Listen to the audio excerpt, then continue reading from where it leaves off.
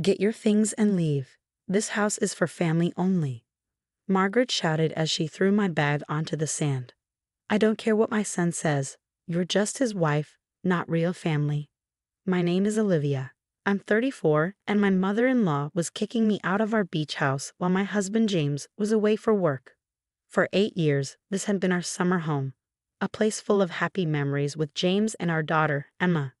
Margaret stood on the deck, angry and red-faced. Behind her, my sister-in-law, Amanda, smirked. She was already imagining how she would turn my art studio into a playroom for her kids. Did you hear me? Margaret snapped. Pack up and go. Amanda's kids need the space. They're a real family. I calmly picked up my bag, brushing off the sand. Of course, Margaret, I understand. She frowned, expecting me to argue or cry. Well, good, she muttered, disappointed. James will agree. Family comes first. Oh, I'm sure he will, I said with a small smile as I walked inside to pack. I could hear Margaret and Amanda talking in the kitchen. That awful blue paint in the master bedroom. Gone? Margaret said. And that silly art studio? It'll be a perfect playroom. As I packed, I thought about James's grandfather, Robert. He had built this house with his own hands and always welcomed me, even when Margaret didn't. You're the daughter I always wanted, Robert had told me before he passed away. Promise me you'll keep this house full of love. Real family, not just blood.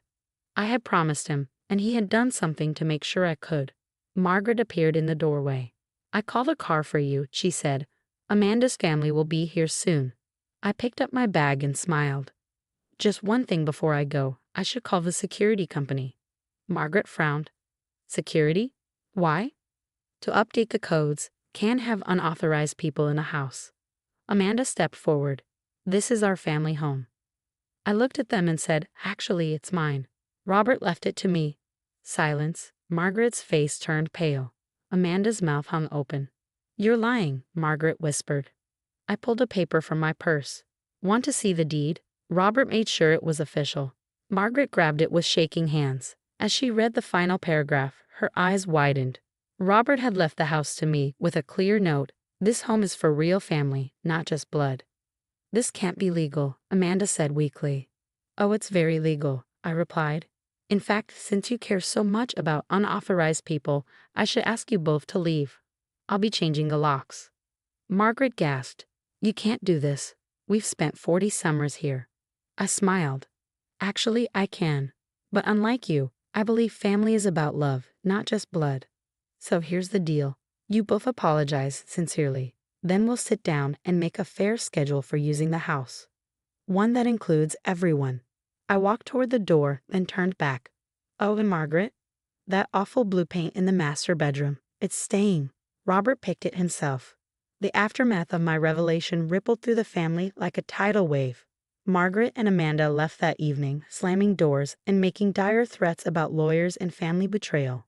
I spent that night alone in the beach house, sitting on the deck where Robert and I used to share our morning coffee, remembering his words about standing my ground. James called the next morning, his voice tight with concern. Mom called me in hysterics. Something about you kicking them out of the beach house? I took a deep breath, watching the waves roll in.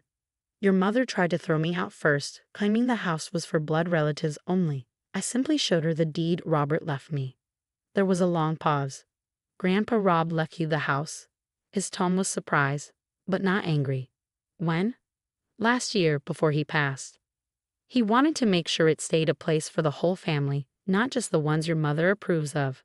I explained everything. Margaret's ambush, Amanda's smug plans for my art studio, their attempts to erase every trace of my presence in the house. James let out a slow breath. I'm sorry, Liv. I should have seen this coming. Mom's always been difficult with you. Difficult is putting it mildly, I said, thinking of 8 years of subtle jabs and not-so-subtle exclusions. But I'm not going to stoop to her level.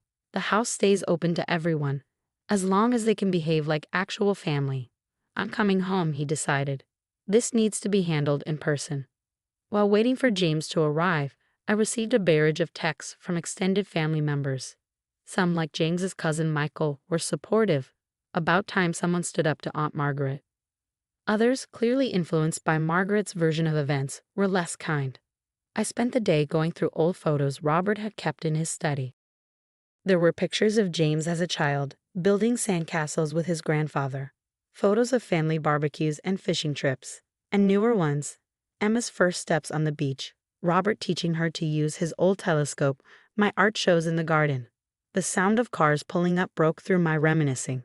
Looking out the window, I saw James's car, followed by Margaret's luxury SUV, Showtime. The family meeting that followed was exactly as tense as I'd expected. We gathered in the living room, where floor-to-ceiling windows offered a panoramic view of the ocean, a view Margaret had always claimed was wasted on my amateur paintings. "This is ridiculous," Margaret started, her voice shrill. "Robert wasn't in his right mind when he made these changes. We'll contest it." "Actually," James interrupted, "I called his lawyer this morning. Everything's ironclad. Dad witnessed the signing himself." Margaret turned to her husband, Thomas, who had been suspiciously quiet until now. "You knew about this?" Thomas shifted uncomfortably. "Rob talked to me about it. Said he wanted to make sure the house stayed what it was meant to be, a place for family to come together, not drift apart." "We are together," Amanda protested. "We're blood." "Blood isn't everything," I said quietly. "Family is about love, support, acceptance." Robert understood that.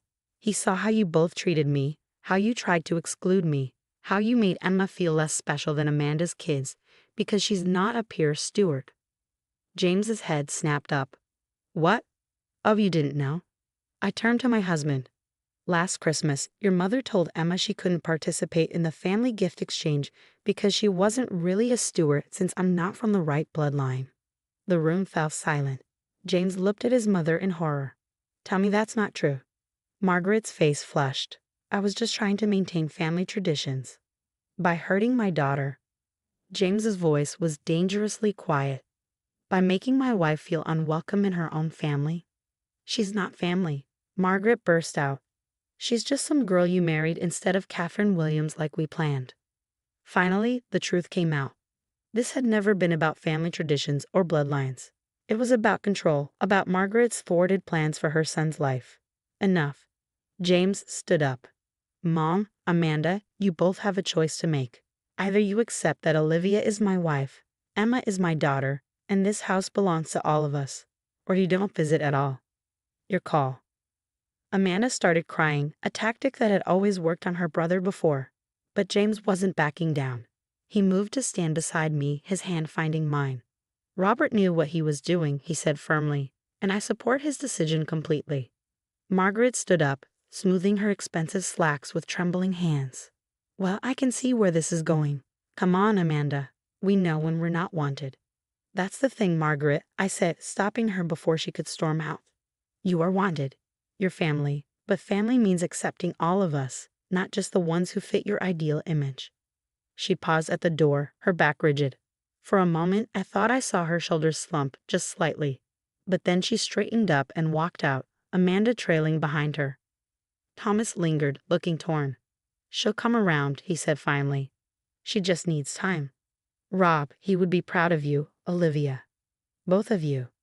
As the sound of cars fading into the distance filled the air, James and I stood on the deck, watching the sunset paint the ocean in shades of gold and pink. "I'm sorry," he said softly. "I should have protected you and Emma better." I leaned into his side. "We're protecting each other now. That's what real family does." 3 months passed, and summer was in full swing. Emma had returned from camp, ecstatic to find that not only were we still at the beach house, but her art room had been expanded.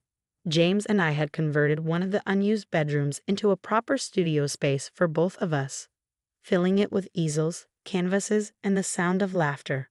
The house felt different now, lighter somehow, as if the weight of years of judgment had finally lifted. Without Margaret's constant criticism, we were free to make the place truly our own while honoring Robert's memory. We heard through Thomas that Margaret and Amanda were spending the summer at an exclusive resort, making sure everyone in their social circle knew they were too good for the old family beach house. But their absence had an unexpected effect. Other family members who had stayed away over the years began to return. James's cousin Michael brought his kids for a weekend, something Margaret had always discouraged because his wife was too common. His sister Lucy, who'd been practically disowned for becoming a public school teacher instead of a lawyer, came with her girlfriend. The house was alive with the kind of genuine warmth Robert had always wanted. One evening, as I was setting up for our weekly family barbecue, a tradition I'd started to bring everyone together, I found Emma sitting in Robert's old study, looking at photographs. "Great-Grandpa Rob was really smart, wasn't he?" she said, touching a picture of him teaching her about constellations. "He was," I agreed, sitting beside her. "He knew what really mattered." "Is Grandma Margaret ever coming back?" Emma asked quietly. "Amanda's kids still won't talk to me at school." I pulled her close. "Sometimes people need time to learn important lessons. Your great-grandpa believed everyone could change if given the chance to understand what family really means." As if on cue, we heard a car pulling up outside. Through the window, I saw a familiar luxury SUV. Margaret stepped out, alone, looking uncharacteristically uncertain.